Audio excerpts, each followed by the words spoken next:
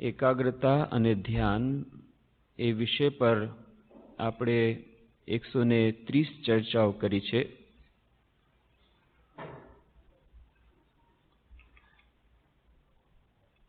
અને આપણે એ બધી ચર્ચાઓમાં એકાગ્રતા અને ધ્યાનને લગતા વિભિન્ન વિષયોને, પાસાઓને આવરી લેવાનો પ્રયત્ન કર્યો છે.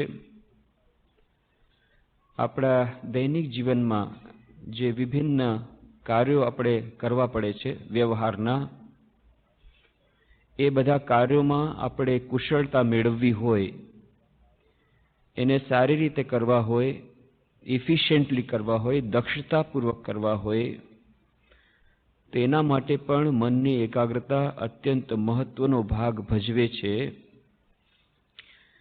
અને દૈનિક જીવનમાં આપણે સુખ અને શાંતિ મેળવવી હોય, એ માટે પણ ધ્યાન એ અત્યંત મહત્વનું અંગ આપણા જીવનનું બની જાય છે. અને તેવી જ રીતે આપણે જો પરમપદની પ્રાપ્તિ કરવી હોય, એ ઓમેગા જેની વાત ટેલહરડી શારડા કરે છે, અથવા તાઓઇઝમ જેની વાત કરે છે, અથવા નિર્વાણ અથવા મોક્ષ બૌદ્ધ ધર્મ અથવા જૈન ધર્મ જેની વાત કરે છે, મુક્તિ વેદાંત જેની વાત કરે છે, જે તુરીય અવસ્થાની વાત કરે છે, ચતુર્થ અવસ્થામાં પહોંચવાની વાત કરે છે. સો નિજ દેશ હમારા, જે પાછલી વખતે આપણે ચર્ચા કરી હતી, ત્યાં પહોંચવા માટે પણ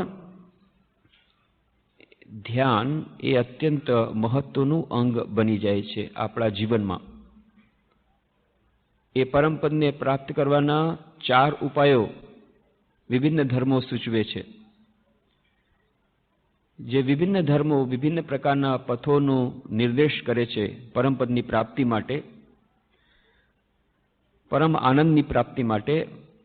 એનું જો આપણે વિશ્લેષણ કરીએ તો સ્વામી વિવેકાનંદ કહે છે એને આપણે 4 ભાગોમાં વિભાજિત કરી શકીએ. એક તો છે જ્ઞાન યોગ. અદ્વૈત વેદાંત કહે છે કે ખરેખર તો તમે સ્વયં પોતે સચ્ચિદાનંદ બ્રહ્મ છો. સચ્ચિત આનંદ બ્રહ્મ એ તમારું પોતાનું સ્વરૂપ છે. તમારે કંઈ નવેસરથી આ બ્રહ્મની પ્રાપ્તિ કરવાની નથી. ફક્ત વચમાં એક પડદો આવી ગયો છે. ઘૂંઘટ કા પટ ખોલ રે તો હે પિયા મિલેંગે, કબીરનું ગીત છે. એ વચમાં અજ્ઞાનનો પડદો આવી ગયો છે. પડદો જ દૂર કરવાનો છે, બાકી તો તમે સ્વયં પોતે સચ્ચિદાનંદ બ્રહ્મ સ્વરૂપ છો જ. તો બસ તમે ફક્ત આ જે ભૂલી ગયા છો એને વારંવાર યાદ દેવડાવવાનું છે. ચિદાનંદ રૂપ શિવોહમ શિવોહમ અહમ બ્રહ્માસ્મિ. આ વાતને વારંવાર યાદ દેવડાવી અને પોતાના અજ્ઞાનને પડદાને ચીરવાની વાત છે. ધ્યાન કરવું પડશે. પહેલા તો શ્રવણ કરવું પડશે ગુરુના મુખે આ મહાવાક્ય અહમ બ્રહ્માસ્મિ, અને પછી એના ઉપર મનન કરવું પડશે, અને પછી નિધિધ્યાસન કરવું પડશે. નિધિધ્યાસન એના ઉપર ચિંતન કરવું પડશે. તૈલ ધારાવત ચિંતન જેને કહેવાય છે, આ ધ્યાન કરવું પડશે કે અહમ બ્રહ્માસ્મિ, હું એ જ બ્રહ્મ સ્વરૂપ છું. આ વાત વેદાંત કહે છે. જૈન ધર્મ અને બૌદ્ધ ધર્મ પણ મોટે અંશે આ જ્ઞાન માર્ગ જ સૂચવે છે કે તમે પોતાની વિવેક બુદ્ધિ દ્વારા કોણ છો એ સાચા સ્વરૂપનું અનુસંધાન કરો, આત્માની મુક્તિ પ્રાપ્ત કરો, આત્માનો મોક્ષ પ્રાપ્ત કરો, અથવા નિર્વાણ પ્રાપ્તિ કરો. આ બધા જ્ઞાન માર્ગ મુખ્યત્વે. એવી વાત નથી કે જૈન ધર્મ બૌદ્ધ ધર્મ અન્ય પંથોની વાત નથી, પણ મુખ્યત્વે મહદ અંશે આ જ્ઞાન માર્ગ. ખ્રિસ્તી ધર્મ અને ઇસ્લામ ધર્મ મહદ અંશે ભક્તિની વાત કરે છે કે તમે અત્યારે જે સ્થિતિમાં છો, અત્યારે આપણે ગુલામ છીએ. દરેક રીતે આપણા મનના ગુલામ છીએ, પરિસ્થિતિના ગુલામ છીએ, અને આપણે બધી રીતે બંધાયેલા છીએ, બંધનમાં છીએ. તો જ્ઞાન યોગ કહે છે બંધનને કાપી નાખો. પણ જો તમે ન કાપી શકતા હો તો ભક્તિ માર્ગ સૂચવે છે, વૈષ્ણવ ધર્મ સૂચવે છે ઇસ્લામ ધર્મ સૂચવે છે, ખ્રિસ્તી ધર્મ સૂચવે છે, આ બધા જે ભક્તિ માર્ગ છે એ લોકો ભક્તિનો માર્ગ સુજાડે છે. ઠીક છે, જો તમે ગુલામ જ હો અને જો તમે મુક્તિ પ્રાપ્ત ન કરી શકતા હો, પોતાની સાંકળો અને બેડીઓ જો ન ફગાવી શકતા હો, સ્વાધીનતા પ્રાપ્ત ન કરી શકતા હો, મુક્તિ પ્રાપ્ત ન કરી શકતા હો, તો પછી બીજો ઉપાય છે કે પ્રભુના ગુલામ બની જાઓ. પ્રભુ મેં ગુલામ, મેં ગુલામ, મેં ગુલામ તેરા. તો પ્રભુના ગુલામ બની જવાથી પ્રભુ તમને પોતે છોડી દેશે. એટલે જ બહુ સુંદર પ્રસંગ આવે છે કે ત્યાં રામચરિત માનસમાં તુલસીદાસજી કહે છે કે આવી રીતે ભક્તોએ પ્રાર્થના કરી કે ભગવાનને કહે છે કે ભગવાન તમે અમારા જે બંધન છે એ ખોલી દો, આ જે સાંકળો છે, આ બેડીઓ છે એ ખોલી દો. તો ભગવાન કહે છે કે હું તોડી નાખીશ. તો કે નહીં, તોડતા નહીં, આ બંધન તોડતા નહીં, આ રસ્સીને તમે ખોલી દો. તો ભાઈ તમારે તો છૂટવાથી જ મતલબ છે ને. હું તમને બંધન તોડી નાખું, કાપી નાખું તમારા દોરડા, અથવા તમને છોડી દઉં, તમારે એનાથી શું ફરક પડે? તો કે ના પ્રભુ, તમે તોડતા નહીં, રસ્સીને તોડતા નહીં, કાપી નહીં નાખતા, તમે બંધન મારા ખોલી દો, ગાંઠ લાગેલી છે ખોલી દો. કેમ? એ તમારે રસ્સી જોઈએ છે કે મુક્તિ જોઈએ છે? કે મારે બંને જોઈએ છે. રસ્સી પણ જોઈએ છે, મુક્તિ પણ જોઈએ છે. તો મુક્તિ તમે કરો પણ સાથે સાથે રસ્સી આપો. તો એ રસ્સીનું શું કરશો? તો કે અત્યાર સુધી તમે અમને બાંધ્યા હતા, અમે હવે તમને બાંધશું. આ છે ભક્તિનો માર્ગ. પોતાની ભક્તિ દ્વારા ભક્ત ભગવાનને બાંધી દે છે, પોતાના પ્રેમ દ્વારા. અને એટલે જ શ્રીમદ ભાગવતમાં કહે છે અહમ ભક્ત પરાધીનો. એમ નહીં માનતા કે હું સ્વતંત્ર છું, હું પણ પરાધીન છું. ભગવાન સ્વયં પોતે કહે છે શ્રીમદ ભાગવતમાં કે હું પોતે સ્વતંત્ર નથી. બધા એમ માને છે કે તમે સ્વતંત્ર છો, પણ ના, હું સ્વતંત્ર નથી, હું પણ પરાધીન છું. તો તમે વળી કોના તાબે થઈ ગયા? આખું વિશ્વ, બ્રહ્મા વિષ્ણુ મહેશ બધા તમારી પાસે પાણી ભરે છે. બધા આખા વિશ્વના જેટલા નિયમો તમે કહ્યો છે એ પ્રમાણે ચાલે છે. તો તમે તો સ્વાધીન થઈ ગયા, તમે સ્વતંત્ર થઈ ગયા. ના, હું પણ સ્વતંત્ર નથી, હું પરાધીન છું, હું ભક્તોનો પરાધીન છું. આ વાત શ્રીમદ ભાગવતમાં એ વાર્તા આવે છે કે રાજા અંબરીશ એ એકાદશીનું વ્રત કરી રહ્યા હતા. અને એકાદશીનું વ્રત જે દિવસે પૂરું થવાનું હતું અને જ્યાં એ પારણા કરવા જાય છે ત્યારે જ દુર્વાસા મુનિ આવી જાય છે. અને હવે મુનિવર આવ્યા છે તો સૌથી પહેલા તો મુનિને સ્વાગત કરવું પડે. એટલે દુર્વાસા મુનિને કહે છે આપ બેસો, આપ પહેલા ગ્રહણ કરો, પછી હું પારણા કરીશ. તો કે ઠીક છે, હું સ્નાન કરીને આવું છું, તું હમણાં પારણા કરતો નહીં, હું સ્નાન કરીને આવું છું. અને દુર્વાસા મુનિ પોતાના શિષ્ય સાથે જાય છે સ્નાન કરવા. પણ એ સ્નાન કરવા જાય છે ત્યાં એમને સમાધિ લાગી જાય છે. ઘણી વાર થાય છે. આ તરફ મુહૂર્ત નીકળી જાય છે. અંબરીશ રાજા જો કેટલા વખતનું એકાદશીનું પારાયણ હતું એ આખું વ્યર્થ જશે જો એ મુહૂર્ત ન સાચવે તો. હવે શું? હિમાસણમાં પડ્યા. આ તરફ જો પારણા કરી લે છે તો દુર્વાસા મુનિ તો પ્રખ્યાત છે ક્રોધ માટે. શું કરશે કાંઈ કહેવાય નહીં. તો હવે દુર્વાસા મુનિનો ક્રોધ વરી લેવો. અને આ તરફ મુહૂર્ત ન સાચવે તો બધા જેટલા આટલા ઉપવાસ કરે, એકાદશી વ્રત બધું અફળ જશે, એ વ્યર્થ જશે. તો શું કરવું? પછી એક શાસ્ત્રોમાંથી પંડિતોએ સૂચવો કે ભાઈ ઉપવાસ કોઈ કર્યા હોય તો ઉપવાસને તમે જો તોડવા માંગતા હો, પારણા કરવા માંગતા હો, ફક્ત જળ દ્વારા પણ પારણા થઈ શકે. ફક્ત જળ ગ્રહણ કરો તો પારણા એને કહેવાય કે તમે પારણા કરી લીધા. બીજી તરફ એવી પણ વાત છે શાસ્ત્રોમાં કે જો જળ તમે ઉપવાસમાં ગ્રહણ કરી શકો, ઉપવાસ તમારો તોડ્યો ન ગણાય. જો કોઈ તમને પૂછશે તમે ઉપવાસ તોડી નાખ્યો કે નથી તોડ્યો, જળ પીધું તો કે એ તોડેલું ન ગણાય. આ બંને રહી જશે. તો જ્યારે દુર્વાસા મુનિ કહેશે કે તમે ઉપવાસ તોડ્યો કે નથી તોડ્યો, ફક્ત જળ ગ્રહણ કર્યું છે. અને જળ ગ્રહણ કરવાથી તમારો પારણા પણ થઈ જશે. આ વસલો માર સૂચવો પંડિતો આવી રીતે ક્યારેક ક્યારેક પોતે રસ્તો કાઢી લે છે. તો અંબરીશ રાજાએ પંડિતોના કહેવાથી જળ તો લીધું, ફક્ત જળ ગ્રહણ કર્યું, બીજું કાંઈ ન કર્યું. દુર્વાસા મુનિ આવ્યા. આવીને પહેલા પૂછ્યું શું પારણા કરી લીધા? તો કે ના, પારણા તો નથી કર્યા, પણ સાચું કહી દઉં કે ફક્ત જળ ગ્રહણ કર્યું છે, એ મુહૂર્ત સાચું.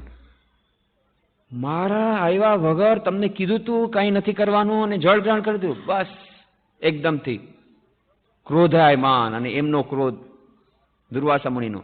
તરત જ પોતાની વાળની લઠ હતી એમાંથી લઠ કાઢી મંત્ર ફૂંક્યો અને એમાંથી કાળિકા પ્રગટ થઈ ગઈ, અને એ કાળિકાને મોકલી તરત જ ધ્વંસ કરવા માટે, રાજા અંબરીશનો ધ્વંસ કરવા માટે.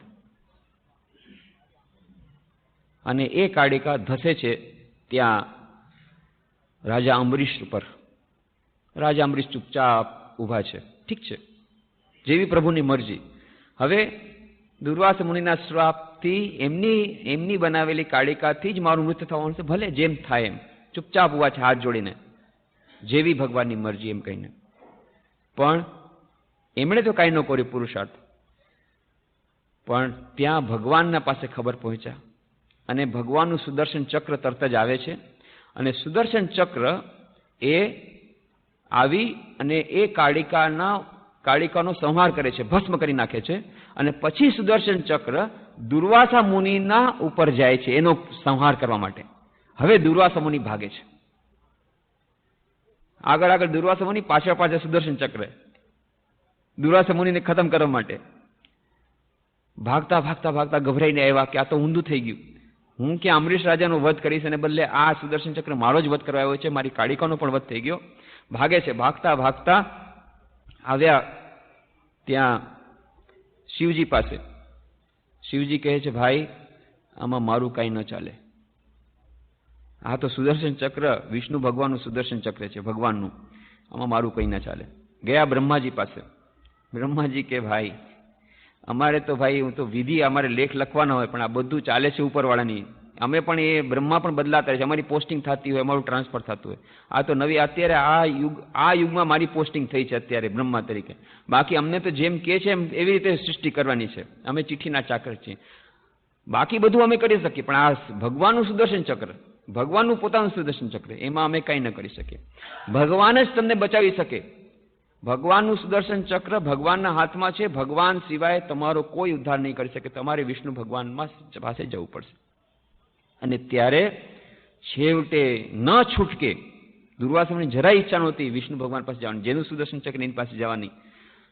મારે એની પાસે નહોતું જવું, પણ શું થાય, હવે તો એકદમ પાછળ પડી સુદર્શન ચક્ર, ગમે ત્યારે વધ થઈ જશે.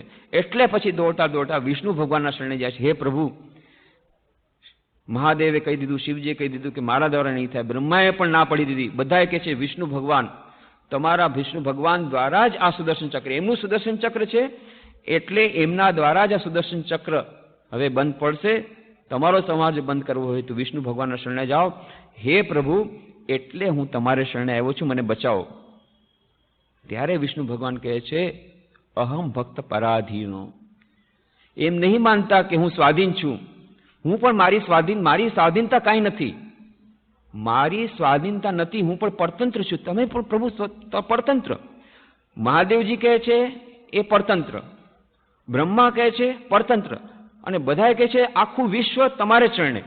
અને તમે કહો છો તમે સ્વતંત્ર નથી, તમે પરતંત્ર. તો કે હા, હું પણ પરતંત્ર છું. અહમ ભક્ત પરાધીનો. હું મારા ભક્તને પરાધીન છું. મારા ભક્તનો હું ગુલામ છું. એટલા માટે હું કંઈ નહીં કરી શકું. તમારે શરણે જવું પડશે, તો મારા ભક્તને શરણે જવું પડશે, રાજા અમરીશને શરણે જવું પડશે. એની ઈચ્છાથી જ આ સુદર્શન ચક્ર હવે પાછું જશે. અને ત્યારે એ દુર્વાસા મુનિ રાજા અમરીશને પ્રણામ કરવા જાય છે. અમરીશ કહે છે, આ શું કરો છો મહામુને, મને પાપ લાગશે. ના ના ના, હવે હું સમજી ગયો, તમારી મહાનતા, મને માફ કરી દો. અને પછી અમરીશ કહે છે, પ્રાર્થના કરે છે, હે પ્રભુ, જો મેં સમસ્ત જીવનમાં તમારી સાચી ભક્તિ કરેલી હોય, જો કોઈ દિવસ ખોટું કામ ન કરેલું હોય, અને તમારા માટે આ જે વ્રત મેં કર્યા છે ફક્ત તમને સંતુષ્ટ કરવા માટે કરેલા હોય, અને જો તમે મારાથી પ્રસન્ન હો, તો હે પ્રભુ, આ સુદર્શન ચક્રને પાછું લઈ લ્યો. અને તરત સુદર્શન ચક્ર પાછું જાય છે. તો આ વાર્તા દ્વારા શ્રીમદ ભાગવતમાં કહેવામાં આવ્યું છે કે ભગવાન પણ સ્વતંત્ર નથી, એ પણ પરતંત્ર છે. અહમ ભક્ત પરાધીનો. તો આ છે ભક્તિ માર્ગ. ભક્તિ માર્ગમાં ભક્ત ભગવાનને પોતાના પ્રેમ દ્વારા બાંધે છે અને એની પાસે બધું વસૂલ કરી લે છે.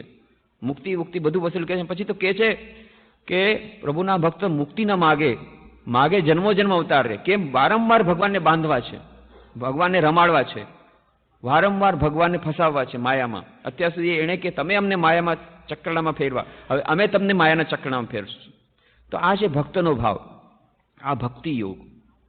અને ત્રીજો છે એ છે નિષ્કામ સેવાનો માર્ગ, કર્મયોગ. કર્મ દ્વારા ભગવાનને સમર્પિત બુદ્ધિથી અથવા તો નિષ્કામ બુદ્ધિથી નિસ્વાર્થ સેવા દ્વારા પણ એ ધીરે ધીરે ધીરે પોતાનો જે અહમ છે એ ભૂસાઈ જાય છે. અને ખરેખર તો આ આત્માના જ્ઞાનમાં જે પડદો છે, અજ્ઞાનનો પડદો, એ અજ્ઞાનનો પડદો બે પ્રકારો બનેલો છે, હું અને મારું. એટલે શ્રી રામકૃષ્ણ કહે છે, આમી આમાર મોરીલે ઘૂચી બે જંજાલ. હું અને મારું આ બે વયા ગયા, ચાલ્યા ગયા તો બસ પતી ગયું. તરતો તરત તમને એ ઈશ્વર પ્રાપ્તિ થઈ જશે, તમારું સ્વરૂપનું અનુસંધાન થઈ જશે. તો હું અને મારું એ ક્યારે જાય? જ્યારે હું હંમેશા આમ કહું છું, હું તમારી સેવા કરું છું, બીજાના જ માટે હંમેશા ચિંતા કરું, બીજાના માટે બીજાનું કેવી રીતે કલ્યાણ થાય, બીજાનું દુઃખ કેવી રીતે દૂર થાય, બીજાની સેવા કરવામાં, એમાં જ જો મારું મન રોકાયેલું હશે તો ધીરે ધીરે હું મારા પોતાના હુંને ભૂલી જઈશ, હું અને મારું ભૂલી જઈશ. અને બીજાની સેવા કરતાં કરતાં કરતાં ધીરે ધીરે મારું હું જ્યારે ભૂલાઈ જશે, આ મારા અહમનો જ્યારે નિર્લેપ થઈ જશે તો તરત જ મને ઈશ્વર પ્રાપ્તિ થઈ જશે. આ છે ત્રીજો માર્ગ, કર્મયોગ. અને ચોથો માર્ગ છે યોગનો, રાજયોગનો. યોગશ ચિત્તવૃત્તિ નિરોધ. જ્યારે બધી ચિત્તવૃત્તિઓ નિરોધ પામે છે, સરોવર છે, એ સરોવરમાં પાણીઓની લહેરો છે, પણ જ્યારે એ પાણીની લહેરો એકદમ શાંત થઈ જાય છે, એક પણ લહેર નથી હોતી, ત્યારે એમાં જો કોઈ પણ વસ્તુને દેખાડવામાં આવે તો એનો સીધો પડછાયો એમાં પડે છે, સરસ પડછાયો પડે છે. જ્યાં સુધી લહેરો એ શાંત નથી હોતી ત્યાં સુધી પડછાયો બરાબર દેખાતો નથી. એવી જ રીતે આપણી મનની વૃત્તિઓ જ્યારે સંપૂર્ણ રીતે શાંત થાય છે, સંપૂર્ણ રીતે નિરોધ પામે છે, ચિત્તવૃત્તિ નિરોધ, ત્યારે આ પરમપદની પ્રાપ્તિ, નિર્વિકલ્પ સમાધિ થાય છે અને પરમપદની પ્રાપ્તિ થાય છે, પરમાનંદની પ્રાપ્તિ થાય છે. આ ચાર માર્ગો છે. તો આ ચારેય માર્ગો છે પરમપદની પ્રાપ્તિ કરવા માટે. ચારેય માર્ગોમાં ધ્યાનનું મહત્વ છે. ધ્યાન યોગ અથવા રાજયોગ. રાજયોગને ધ્યાનયોગ પણ કહ્યો છે, કારણ કે એનું મુખ્ય છે સમાધિ, ચિત્તવૃત્તિ નિરોધ. યોગશ ચિત્તવૃત્તિ નિરોધ. આ તો વાત કરી ચિત્તવૃત્તિઓનો સંપૂર્ણ નિરોધ, નિર્વિકલ્પ સમાધિ, એ પરમપદની પ્રાપ્તિ, એ પરમ આનંદની પ્રાપ્તિ, એ પરમ સ્થિતિની પ્રાપ્તિ, એ તો એનો રાજયોગનો મુખ્ય ઉદ્દેશ થઈ ગયો. અને એના માટે એમણે કહ્યા કે અષ્ટમ સોપાન, અષ્ટાંગ યોગ એટલા માટે કહ્યું, યમ, નિયમ, આસન, પ્રાણાયામ, પ્રત્યાહાર, ધારણા, ધ્યાન અને સમાધિ. સમાધિથી એક જ સ્ટેપ નીચે છે ધ્યાન. તો અષ્ટાંગ યોગમાં, રાજયોગમાં એનું નામ જ ધ્યાન યોગ કોઈ કોઈ કહે છે, કારણ કે ધ્યાન એ એનો મુખ્ય એનું અંગ છે સાધનાનું. તો રાજયોગમાં ધ્યાન એ તો મુખ્ય એનો સાધનાનું અંગ. ભક્તિયોગ, ભક્તિયોગમાં પૂજાપાઠ કરવામાં આવે છે, પ્રભુને પ્રસન્ન કરવા માટે થઈને સ્તોત્રપાઠ કરવામાં આવે, પ્રાર્થના કરવામાં આવે, કીર્તન કરવામાં આવે, મંત્રનો જપ કરવામાં આવે, એની પૂજા કરવામાં આવે. કેટલાક એવા ધર્મો છે કે જેમાં બાહ્ય પૂજા એના ઉપર વધારે ધ્યાન આપવામાં, સેવા કરવાની, એ ઠાકોરજીની સેવા કરવાની. તો એ ધીરે ધીરે ધીરે એ ઈશ્વર પ્રત્યેને પ્રીતિ થાય એના માટેના બધા ઉપાયો. તો એની સાથે સાથે ભક્તિયોગમાં એક ઉપાય છે ધ્યાન, કે પોતે જે પોતાના પ્રિયતમનું ચિંતન પોતાના હૃદયમાં કરવું. આ પણ ભક્તિયોગમાં એક વિશિષ્ટ અંગ છે. મોટા ભાગના ભક્તિયોગના જે પંથો છે એમાં ઈશ્વરનું ચિંતન, પોતાના પ્રેમાસ્પદનું ધ્યાન, પોતાના ઈષ્ટદેવ અથવા ઈષ્ટદેવીના વિશેનું ધ્યાન કરવું, એ એક અવિભાજ્ય અંગ છે. તો ભક્તિયોગમાં પણ ધ્યાનનું મહત્વ છે. જ્ઞાન યોગમાં ધ્યાન કરવાનું છે, એમાં પણ ધ્યાન, શ્રવણ, મનન, નિધિધ્યાસન, એ નિધિધ્યાસન કરવાનું જ છે. અહમ બ્રહ્માસ્મિ, આ વૃત્તિ ઉપર મનને એકાગ્ર કરવાનું છે, આનું જ નામ ધ્યાન. તો આ જ્ઞાનયોગીનું ધ્યાન છે. અને કર્મયોગમાં ધ્યાન નથી, પણ તેમ છતાં એ કર્મયોગી ક્યારેક ક્યારેક જે કંઈ કર્મ કરે છે એ બધા જ કર્મો ખરેખર બીજાના માટે કરે છે કે પોતાના સ્વાર્થની ખાતર કરે છે, એ સમજવા માટે એને થોડું થોડું ધ્યાન કરવું જરૂરી છે. ઘણીવાર એવું બને છે કે કર્મયોગી એમ માને છે કે હું બીજા માટે જ કરું છું, મારા સ્વાર્થ માટે હું કાંઈ નથી કરતો, બીજાના માટે હું સેવા કરી રહ્યો છું. પણ એમાં સૂક્ષ્મ રીતે નામ યશની આકાંક્ષા રહેલી હોય. કદાચ પૈસાની આકાંક્ષા ન હોય, એને કોઈ પૈસો નથી જોતો, એક પણ પૈસો નહીં, નિસ્વાર્થ ભાવે સેવા કરે છે, નિસ્વાર્થ ભાવે સેવા કરે છે. બહાર કેમ દેખાય છે કે નહીં, એકદમ કોઈ પૈસો નથી લેતા, ઓનરેડી સર્વિસ આપે છે. હોસ્પિટલમાં ઓનરેડી સર્વિસ આપે છે, બીજી જગ્યાએ ઓનરેડી સર્વિસ આપે છે, કોઈ જાતનું મહેનતાણું લેતા નથી. પણ અંદર ખાને મનમાં એવી તો ઈચ્છા રહેલી છે કે ત્યાં સમાચાર પત્રમાં આવે કે આ ભાઈ આવી રીતે ઓનરેડી સર્વિસ આપી રહ્યા છે. મારે એની પાસેથી, હોસ્પિટલ પાસેથી કંઈ જોતું નથી, પણ અંદર ખાને એવી ઈચ્છા રહેલી છે કે ભાઈ ત્યાં તકતીમાં લખાય કે ફલાણા શેઠે 1 લાખ રૂપિયાનું દાન આપ્યું. આ જે સૂક્ષ્મ નામ યશની આકાંક્ષા અથવા તો પ્રશંસાની આકાંક્ષા, એપ્રિશિએશનની આકાંક્ષા, એ પણ કર્મયોગમાં બાધક નીવડે છે. કેમ? જ્યાં હું આવ્યો ત્યાં કર્મયોગ ગયું, ત્યાં કર્મભોગ બની જશે. જ્યાં હું અને મારું આવ્યું કે તરત જ કર્મયોગ કર્મભોગ બની જશે. એટલા માટે કર્મયોગને કર્મભોગમાંથી જો બચાવવું હોય એના માટે પણ ધ્યાનની આવશ્યકતા છે. કર્મયોગીને માટે પણ ધ્યાનની આવશ્યકતા છે. એ એવું રીતે ધ્યાન કરશે કે હું જે કંઈ કામ કરું છું એ કોના માટે કરું છું, શેના માટે કરું છું, ખરેખર નિસ્વાર્થ ભાવે કરું છું કે નહીં, એવા પ્રકારનું ધ્યાન એ કર્મયોગીનું ધ્યાન. તો ચારેય યોગોમાં આ ધ્યાનનું મહત્વ છે. તો એટલા જ માટે આ પરમપદની પ્રાપ્તિ માટે ધ્યાનનું અત્યંત મહત્વ. આપણા દૈનિક જીવનમાં આપણને સુખ શાંતિ જોઈતી હોય એના માટે પણ ધ્યાનનું કેટલું મહત્વ, એની વિસ્તારની ચર્ચા કરી હતી. અને આવી રીતે એકાગ્રતા અને ધ્યાન આપણે એનો અભ્યાસ, એના વિભિન્ન પ્રકારોની ચર્ચા આપણે કરી જ છે પહેલા. આપણને જે પ્રકાર સારો લાગે એ પ્રકારે ધ્યાન આપણે કરવું પડશે. કેટલા દિવસ કરવું પડશે? તો પતંજલિ કહે છે દીર્ઘકાળ સુધી કરવું પડશે. સતુ દીર્ઘકાલેન નૈરંતર સત્કાર્યો સેવિતો દૃઢભૂમિ. નિરંતર એનો અભ્યાસ કરવો પડશે, લાગી રહેવું પડશે. વચમાં ક્યારેક ક્યારેક એવું લાગશે કે સાધના છોડી દઈએ, પણ ત્યારે બેસી પડવાનું નથી. બેસી પડવાથી આપણે આગળ નહીં વધી શકીએ. ચરૈ વેતી વેદાંતમાં વાત આવે છે. ચરૈ વેતી હંમેશા ચાલતા જ રહેવાનું, ચાલતા રહેવાનું. જો આપણે ઊભા રહી ગયા, નિરાશ થઈ ગયા, તો બસ પતી ગયું. એટલે જ કહ્યું, ઉપનિષદની વાત આપણે કરી, ઉત્તિષ્ઠત જાગ્રત પ્રાપ્ય વરાન નિબોધત. આગળ જ વધવાનું છે. ઊભા થઈ જાઓ, આગળ વધો. માર્ગ ભલે દુર્ગમ છે પણ તમારે આગળ વધો, નિરાશ થવાનું નથી. એકવાર અમે હિમાલય ગયા હતા. હિમાલયના પ્રવાસ કરતી વખતે ત્યાં કેદારના દર્શન કર્યા, ગંગોત્રીના દર્શન કર્યા, જમનોત્રીના દર્શન કર્યા. ગંગોત્રી જ્યારે ગયા ત્યારે ગંગોત્રીથી ખબર પડી કે ખરેખર તો ગંગોત્રી ગોમુખથી નીકળે છે. તો ગોમુખ જો જઈએ તો સારું થાય. તો ગોમુખ જવાની ઈચ્છા થઈ. તો ગોમુખ ત્યાંથી પાછું 22 કિલોમીટર ગંગોત્રીથી. ગંગોત્રી સુધી તો બસ જાય છે, પણ ગંગોત્રીથી 22 કિલોમીટર ચાલીને જવું પડે અને દુર્ગમ રસ્તો. અને ત્યારે એ બરફ, એ ત્યાં બરફની વર્ષા થતી હતી ને હજી ક્લાઇમેટ સારી નહોતી, એટલે ગવર્મેન્ટે, સરકારે બોર્ડ લગાવી દીધું કે રસ્તો બંધ છે, જઈ નહીં શકો. પણ કેટલાક લોકો તેમ છતાં પોતાની રિસ્ક પર, પોતાના જાનના જોખમે જતા હતા. હવે આટલે દૂર સુધી આવ્યા છે ને ગોમુખના દર્શન નહીં કરીએ, એટલે અમે લોકો વિચાર કરી, અમે 4 જણા હતા કે ના ચાલો એકવાર ગોમુખના દર્શન કરી જ આવીએ. સવારના 5 વાગ્યામાં ત્યાંથી રવાના થયા ગંગોત્રીથી. અને બહુ સરસ જલ્દી જતા હતા. લગભગ ત્યાં 10 કિલોમીટર કે 13 કિલોમીટર આવી ગયા. 13 કિલોમીટર કે 14 કિલોમીટર અમે ચાલ્યા. ત્યાં એક 13 કિલોમીટર જ્યાં ગયા હશું ત્યાં અમે જોયું એક સુંદર દૃશ્ય.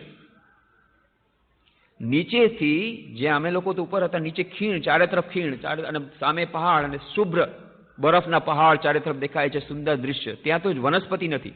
ગંગોત્રીને પછી ઉપર એટલી હાઈટ છે કે ત્યાં વનસ્પતિ નથી, ફક્ત બરફ જ બરફ, શ્વેત બધું દેખાય છે. એ ચારે તરફ બરફના પહાડ અને નીચે જે ખીણ છે, ખીણમાંથી નીચેથી વાદળા ઉપર ધસી રહ્યા છે. પહેલી વાર જોયું. નીચેથી વાદળા ઉપર આવી રહ્યા છે, અમે ઉપર, નીચે વાદળા, અને વાદળા ચારે તરફથી જોરથી આવી રહ્યા છે. અમને તો ખૂબ જોવામાં મજા આવી, પણ થોડીક વારમાં મજા નીકળી ગઈ. એ વાદળા ઉપર ગયા અને પછી ધીરે ધીરે બરફની વર્ષા શરૂ કરી. સૌથી પહેલા સ્નોફોલ જોયો. સ્નોફોલ કોને કહેવાય? તો બરફની વર્ષા એટલે આપણે જેને કરા કહે છે, કરા નહીં, સફેદ સ્નો, એકદમ આઈસ્ક્રીમ જેવો સફેદ, એ એકદમ નરમ એવો બરફ પડવા માંડી ગયો. હવે શું થાય? 14 કિલોમીટર ઉપર આવે. 14 કિલોમીટર પાછું જતા તો કેટલી વાર લાગે? અને આગળ ગૌમુખ છે 22 કિલોમીટર. ગૌમુખમાં કાંઈ નહીં. તો જલ્દી ઝડપ, હવે ક્યાં જવું? પાછળ નથી જઈ શકતા, આગળ નથી જઈ શકતા, ફસાઈ ગયા. અને બીજા તો કોઈ હતા નહીં, કારણ કે બધાએ આ ગવર્મેન્ટે બંધ કરેલું, તો કોઈ આવા જવાવાળા તો હતા જ નહીં. હવે શું કરવું? તો પછી ખબર પડી, ધીરેથી 1 કિલોમીટર આગળ ગયા તો 1 કિલોમીટર આગળમાં બરફની વર્ષા ચાલે છે. ધીરે ધીરે જોયું કે ખૂબ વજન લાગી રહ્યું છે. પહેલા ચાલતા એટલું બધું વજન નહોતું લાગ્યું, પછી વજન નહોતું લાગતું. પાછળ અમારી જે બેગ હતી, નાની બેગ લીધી હતી, બાકી બધું સામાન ગંગોત્રીમાં રાખ્યો હતો. એ બેગ જેટલી સાઈઝની હતી એના કરતાં 3 ગણી વધી ગઈ હતી. 3 ગણી ઊંચી બેગ થઈ ગઈ હતી, કારણ કે જેટલી બેગ હતી એના કરતાં બમણો તો બરફ એના ઉપર જામી ગયો હતો, ઉપરથી પડીને. એને સાફ કર્યો એટલે બેગ થોડી હલકી થઈ. પાછો બરફ આવવા માંડી ગયો. અહીંયા બરફ, ટોપી ઉપર બરફ, બધે બરફ પડી રહ્યો છે, આ જામી જાય છે. 1 કિલોમીટર આગળ ગયા ધીરે, ત્યાં ચાની દુકાન હતી, નાનકડી ચાની દુકાન. એમાં 50 માણસો ઊભા છે. 15 માણસમાં ઊભા છે, એમાં 50 ઊભા છે, એટલે ત્યાં તો ઊભા રહેવાની જગ્યા નથી. એણે કહી દીધું કે ભાઈ હવે કે નીચે 14 કિલોમીટર સુધી કાંઈ નથી, અમે આવ્યા હતા, કાંઈ ન મળે. હવે તે એકમાત્ર ઉપાય છે, તમે અહીંયાથી 4 કિલોમીટર દૂર જાઓ, ભોજવાસા છે. ભોજવાસામાં ત્યાં લાલ બાબાનો આશ્રમ છે. એ લાલ બાબાના આશ્રમમાં સગવડ છે રહેવાની. એ સિવાય બીજો કોઈ ઉપાય નથી, કારણ કે આ ચાની દુકાનમાં તમને 25 જણા છે, તો કંઈ નહીં મળે ને. આ લોકો અહીંયા ચાની દુકાનમાં પણ કોઈ નહીં મળે, તમને આશરો નહીં મળે. રાત આખી રહેવાનું છે. ક્યારે બરફની વર્ષા બંધ થાય? 12 તો વાગી જ ગયા હતા, 1 વાગી હતા. હવે શું થાય? એટલે પછી અમે લોકો ચાલ્યા. હવે 14 કિલોમીટર ચાલ્યા છે, જલ્દી જવું છે. પાછો લપસનો દેશ, લપસનો છે, એટલે ધીરે ધીરે ચાલવું પડે. બરફ, નીચે બરફ, ચારે તરફ બરફ, ઉપર બરફ, બધે બરફ. ધીરે ધીરે જઈ રહ્યા છે. હવે અમારામાંથી એક સંન્યાસી હતા, યંગ, અમારા મિત્ર. એ ચાલતા થાકી ગયા. એટલે પછી જ્યારે બહુ થાકી ગયા, તેમણે શું કર્યું કે એક ઝાડ નીચે બેસી ગયા. હવે અમે તો આગળ ચાલીએ છીએ એટલે અમને ખબર નથી. બધા એકદમ, જેને કહેવાય ને કે નશામાં ચાલી રહ્યા છે, ભગવાન નામ લેતા, કારણ કે ખબર છે કે હવે ગમે ત્યારે મૃત્યુ થવાનું છે, એટલે ભગવાન નામ લેતા મરી જ જવાનું છે, એમ જ સમજીને બધા એક નશામાં ચાલી રહ્યા છે. આગળ ચાલતા પછી ખબર પડી કે ભાઈ એક અમારામાંથી નથી, 4માંથી. એટલે થોડીક પાછા અમે આવ્યા એને ગોતવા માટે. અમે શોધવા આવતા હતા, ત્યાં એ મળ્યા અમારા મિત્ર, એ સ્વામીજી યંગ. પછી ખબર પડી કે એક સંન્યાસી ત્યાં ઊભા હતા. એમણે જોયું તો એક ઝાડ નીચે એક બખોલ જેવું હતું. એટલે એમને કીધું આ બખોલ છે, આમાં બરફ નથી પડી રહ્યો, એટલે અહીંયા હું બેસી જાઉં અને આરામ લઈ લઉં. ભાગ્યથી ત્યારે એક વૃદ્ધ સંન્યાસી ત્યાંથી જઈ રહ્યા હતા. એ નીચે ઉતરે ત્યારે તરત જ એમણે કહ્યું, હે યહાં ક્યાં કરતા હે, બેઠ કે ચલ ઉઠ જા, ઉઠ. કે નહીં, મેને થક ગયા, चल भाग. ज्यादा देर तक बैठेगा यहीं खत्म हो जाएगा. આ બરફમાં ચાલવાનો માટેનો આ નિયમ છે. બરફ જ્યારે વર્ષા થતી હોય અને જો તમે બેસી ગયા તો ધીરે ધીરે એક પ્રકારની નિદ્રા આવે છે, બરફની નિદ્રા. તમને સૂઈ જવાનું જ મન થાય થોડી વાર પછી તમે જાગી ન શકો, અને જે તમે સૂતા એ ચિરકાળ માટેની નિદ્રા થઈ જશે. પછી ઉઠવાનો કોઈ સવાલ નથી. ચિરકાળની નિદ્રા, એમાં પોઢી જવાનું. અને એ નિદ્રા આવવાની તૈયારી જ હતી, કારણ કે એ બેસી ગયા હતા અને બહુ સરસ લાગતું હતું, કે શરૂઆતમાં બહુ સારું લાગશે પણ પછી ખતમ, તમે ઊભા નહીં થઈ શકો. એટલે એને જોરથી વળી અને ઊભા કર્યા. मालूम नहीं बर्फ की वर्षा में कभी नहीं बैठना चाहिए, चलते रहना चाहिए, चलते रहो ऐसे भी करके चलते रहो, जहां बैठे खत्म. આ એક નવો અમને નિયમ મળ્યો. બરફની વર્ષા જ્યારે થતી હોય કોઈ દિવસ બેસવાનું નહીં, ચાલતા રહેવાનું છે. ચાલતા રહેવાથી બ્લડ સર્ક્યુલેશન થશે. જ્યારે બ્લડ સર્ક્યુલેશન ખતમ થઈ ગયું અને બરફની એવી જાતની બરફ જ્યારે પડે એક જાતની અદ્ભુત નિદ્રા આવે, અને એ નિદ્રામાં તમે પડી ગયા તો બસ પછી ઉપરનું. એટલા માટે બ્લડ સર્ક્યુલેશન ચાલુ રહેવા માટે થઈ અને હંમેશા ચાલતા રહેવાનું, અટકા કે ખતમ. આ જ આધ્યાત્મિક જીવનનો નિયમ છે. ચાલતા જ્યાં સુધી ચાલતા રહ્યો, ચરૈવેતી ત્યાં સુધી બરાબર છે. જ્યાં અટકા કે ખતમ. એટલા માટે ઉપનિષદ કહે છે ઉત્તિષ્ઠત, ઊભા થઈ જાઓ, જાગ્રત, બેસતો નહીં. ગમે એવી પરિસ્થિતિ ખરાબ હશે, મનની સ્થિતિ બહુ જ ખરાબ છે, ભલે ખરાબ રહે, ચરાઈ વેતી ચાલતા રહ્યો. ક્રિશ્ચિયન લિટરેચરમાં બહુ સુંદર વાત આવે છે ઇમિટેશન ઓફ ક્રાઇસ્ટમાં, not to advance in spiritual life is to go back. આપણે એમ કહીએ ઠીક છે આધ્યાત્મિક પ્રગતિ નહીં થાય, કાંઈ વાંધો નહીં ભાઈ, જવા દો ને, નહીં થાય તો નહીં થાય. નહીં, એવું ક્યારેય નહીં થાય કે તમે જ્યાં હતા ત્યાં રહેશો, નહીં. આધ્યાત્મિક પથમાં એવું છે, જો તમે આગળ નહીં વધો તો તમે પાછળ જશો. બાકી બધી જગ્યાએ તમે જાઓ, અહીંયાથી તમે ત્રિકોણ બાગ સુધી જાઓ, ત્રિકોણ બાગ પછી કે હું આગળ નહીં વધું, તો તમે ત્રિકોણ બાગ સુધી જ રહેશો. આ છે સાધારણ નિયમ. પણ આધ્યાત્મિક જીવનનો નિયમ છે not to advance in spiritual life is to go back. જો તમે આગળ નહીં વધો તો પાછળ જશો. ત્યાં સ્ટેશનરી નામની વસ્તુ જ નથી આધ્યાત્મિક જીવનમાં. તમે જ્યાં એક જ જગ્યાએ ઊભા રહેશો એવી વાત છે જ નહીં. એટલા જ માટે કઠોપનિષદમાં કહે છે ઉત્તિષ્ઠત અને જાગ્રત પ્રાપ્ય વરાન નિબોધત, ઉઠો, જાગો અને આગળ વધો. ચરાઈ વેતી આગળ વધતા જાઓ, આગળ વધતા જાઓ. ચૂપચાપ ઊભા રહેશો નહીં.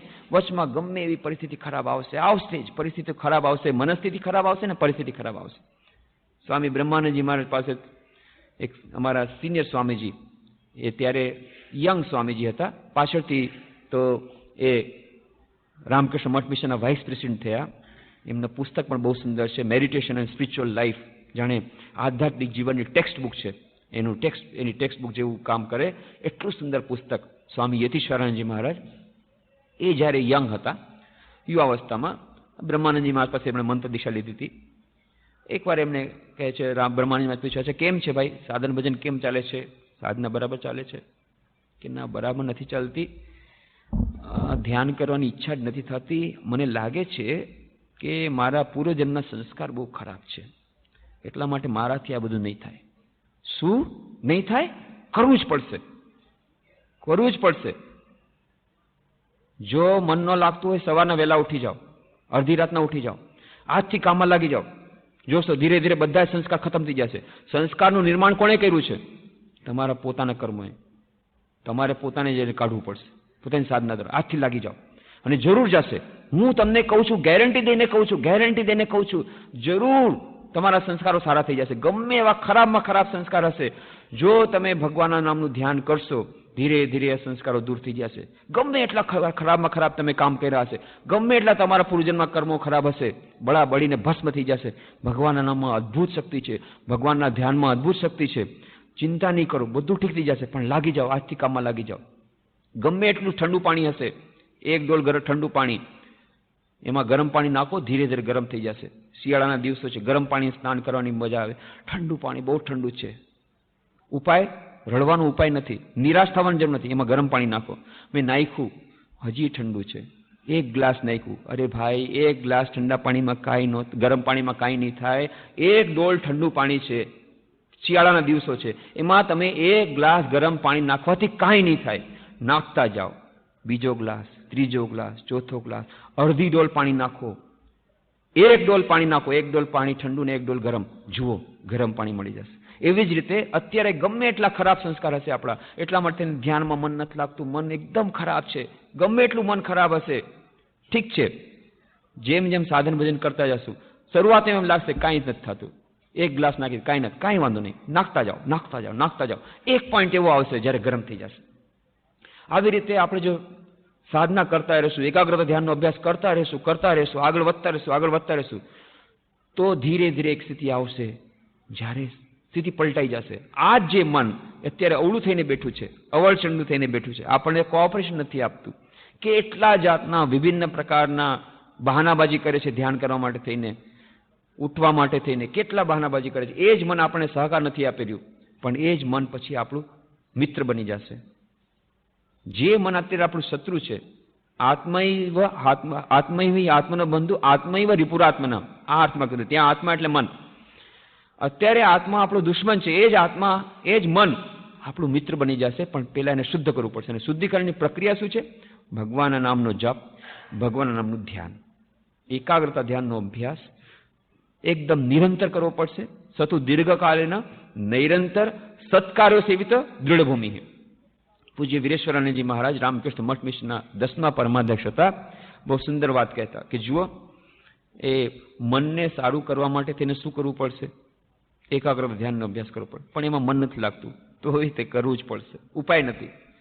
પણ ધીરે ધીરે શું થશે કે ધીરે ધીરે એકાગ્ર ધ્યાનનો અભ્યાસ કરતા કરતા આ જ મન જે અત્યારે કોઓપરેટ નથી, એ મન સારું થઈ જશે. પછી ધ્યાનમાં એટલું મન આનંદ આવશે, તમારું શરીર પણ સારું થઈ જશે, સ્વાસ્થ્ય સારું થઈ જશે, મન પણ સારું થશે, એમાંથી આનંદ આવશે. ત્યારે કોઈને કહેવાની જરૂર નહીં પડે. પણ એ સ્ટેજના જે વાર છે, એની પહેલા આ છે લડાઈનો સ્ટેજ. એટલા માટે અત્યારે તો ફાઇટ કરવું પડે, અત્યારે આપણે લાગી રહેવું પડે. પછી આપણા માટે સહજ થઈ જશે. એ સહજ સમાધિ ભલી. કબીરની વાત કેટલા લોકોને બહુ ગમે. કબીરની વાત કહે, ઓ મન તો સહજ સમાધિ ભલી. અરે સહજ સમાધિ ભલી એ વાત કહેવાની સાચી છે, પણ એ સ્ટેજ એટલી ઇઝી નથી કે ના અમે એકાગ્ર ધ્યાનમાં માનતા જ નથી. એ કોણ અભ્યાસ સહજ સમાધિ ભલી? સહજ અવસ્થામાં રહીશું. એ સહજ અવસ્થા જે અત્યારે તમે વાત કરો છો, સહજ અવસ્થામાં રહેવું, અને જે સ્ટેજની વાત કબીર કહે છે, બંનેમાં ભેદ છે. એ સહજ સમાધિ ભલી એ સ્ટેજમાં ભેદ. અત્યારે આપણી પાસે એ સહજ સમાધિની સ્ટેજ નથી, પણ ધીરે ધીરે ધીરે સ્ટેજ આવશે. તો પૂજ્ય વીરેશ્વરાનંદ મહારાજ ઉદાહરણ આપતા કે લોઢાની પ્લેટ છે, લોઢાની પટ્ટી છે. એ લોઢાની પટ્ટી શું છે? એ વળી ગઈ છે.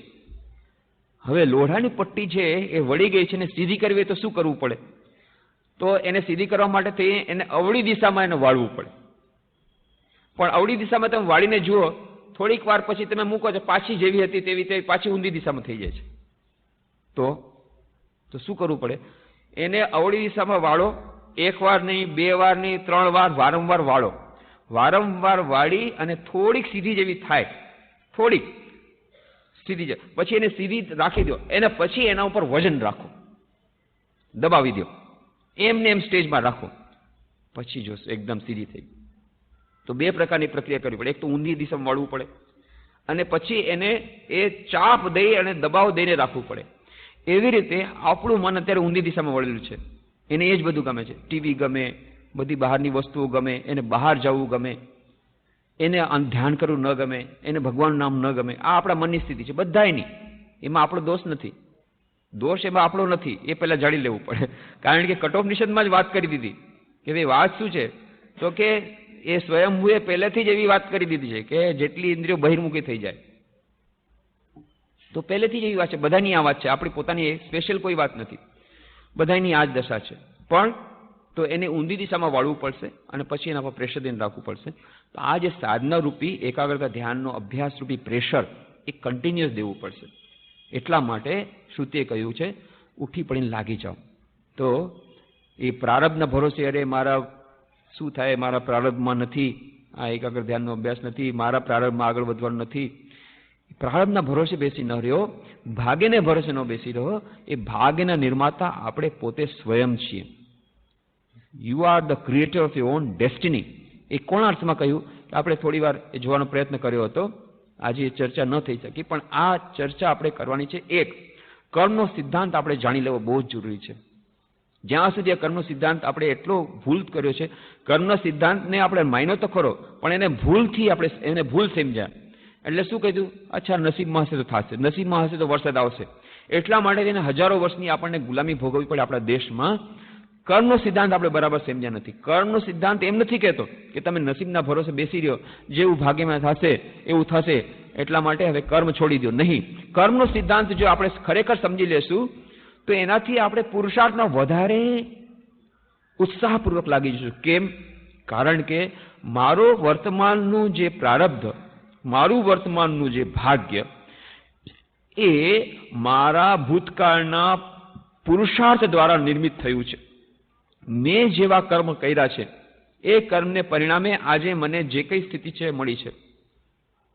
જે કઈ પરિસ્થિતિ, બાહ્ય પરિસ્થિતિ, અંદરની પરિસ્થિતિ, માથું કૂટીએ છે, અરર જો પેલાને કેટલું સરસ છે, એર કન્ડિશન મકાન, એર કન્ડિશન ગાડી છે, બંગલો છે, સરસ એનો મેડિટેશન હોલ છે, એ તો ધ્યાનનો અભ્યાસ કરી શકે.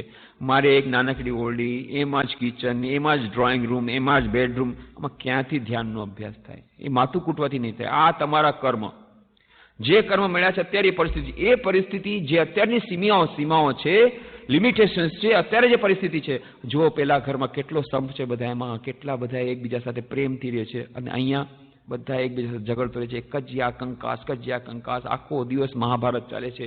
આમાં ક્યાંથી એકાગ્રતા ધ્યાનનો અભ્યાસ થાય? આ દોષ દેવાથી નહીં ચાલે. અથવા ફલાણી વ્યક્તિ મને આમ કહે છે, ફલાણી વ્યક્તિ મને આમ કરે છે, ફલાણી વ્યક્તિ પર શ્રી સ્વામી વિવેકાનંદ કહે છે કોના ઉપર દોષ ન દો.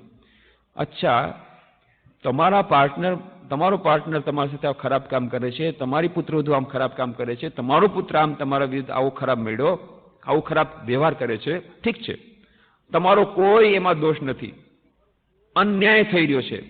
પણ એક વાત તમે મને કહો કે તમને આવો પાર્ટનર કેમ મળ્યો? આવો ખરાબ પાર્ટનર તમને કેમ મળ્યો? કેમ સારો ન મળ્યો? તમને કેમ આવી ખરાબ પુત્રવધુ મળી? કેમ સારી ન મળી? બાજુવાળાને સારી મળી. કેમ તમને સારો પુત્ર ન મળ્યો, બાજુવાળાને સારો મળ્યો? કેમ? તમારા પોતાના કર્મોને પરિણામે. કોઈને દોષ દેવાની જરૂર નથી. મેં પોતે પોતાના કર્મો એવા કર્યા હતા જેને કારણે આજે હું દુઃખ ભોગવી રહ્યો છું. આ એક વાત આપણે સમજમાં આવે તો 50% આપણું દુઃખ ઓછું થઈ જાય. કારણ કે અત્યારે આપણે જે કંઈ દુઃખ ભોગવી રહ્યા છીએ આપણે હંમેશા વિચાર કરીએ છીએ આ મને હેરાન કરે છે, આ મને દુઃખ આપે છે, ફલાણી વ્યક્તિ મને દુઃખ આપે છે, આ પરિસ્થિતિ આવી છે જેને કારણે હું આજે દુઃખી છું, જેને કારણે હું આજે એકાગ્ર ધ્યાનનો અભ્યાસ નથી કરી શક્યો. આ બધું પૂરું થઈ જશે જો એકવાર આપણને ખબર પડે જે કંઈ અત્યારે આપણી આ બાહ્ય પરિસ્થિતિ છે એ બાહ્ય પરિસ્થિતિઓ માટે આપણે પોતે સ્વયં જવાબદાર છીએ. એક. નંબર 2, આપણા અંદરમાં કેટલો બધો જાતનો કાદવ છે. જ્યારે ધ્યાન કરવા બેસી છે વિભિન્ન પ્રકારના વિચારો આવે છે. જેમ આપણે વાત કરી 3 પ્રકારના મન છે, કોન્શિયસ માઇન્ડ, અનકોન્શિયસ માઇન્ડ અને સુપર કોન્શિયસ માઇન્ડ. તો આ અતિચેતન અવસ્થા સુપર કોન્શિયસ, ચેતન અવસ્થા કોન્શિયસ અને અચેતન અવસ્થા અવચેતન અવસ્થા અથવા અચેતન અવસ્થા અનકોન્શિયસ ઓર સબકોન્શિયસ માઇન્ડ. એમાંથી બધા વિચારો આવે છે. ક્યારેક ક્યારેક આપણને લાગે છે ભાઈ આવા વિચારો કેમ આવે છે? આવે છે, પણ ક્યાંથી આવ્યા? સંસ્કારોને કારણે આવ્યા. એ સંસ્કારોનું નિર્માણ કોણે કર્યું? મેં જેવા કર્મો કર્યા હતા એને કારણે આ પર સંસ્કારો બન્યા છે. હવે એના પર રડવાથી ફાયદો નહીં થાય. હવે નવા સંસ્કાર બનાવવામાં કામ લાગી જાઓ. આજે જ હું સારા કર્મો કરીશ, એને પરિણામે મારા સારા સંસ્કારો થશે અને એ સારા સંસ્કારોને પરિણામે પછી મારું ધ્યાન સારું થશે. એટલા માટે કાર્ય અને પૂજાનું જ્યારે આપણે સામંજસ્યની વાત કરીએ છીએ, કાર્ય અત્યંત મહત્વનું છે. કેમ? તમે ગમે એટલું માથું કૂટીને મરી જાઓ, ધ્યાન સારું નહીં થાય જો સારા સંસ્કાર નહીં હોય તો. અને સારા સંસ્કારનું નિર્માણ સારા કર્મો દ્વારા થાય છે, બીજા કોઈ દ્વારા નથી થતું. અને એટલા માટે કર્મો કરવા જ પડશે. કર્મ અને ધ્યાન બંને એકસાથે ચલાવવું પડશે.